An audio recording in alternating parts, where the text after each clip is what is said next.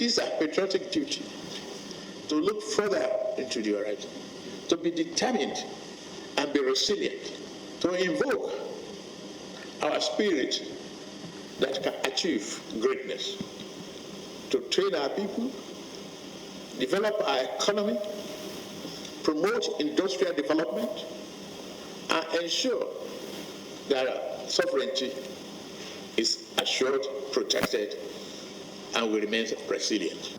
Members of Course 33 of the Nigeria Defense College are here at the climax of their critical national assignments.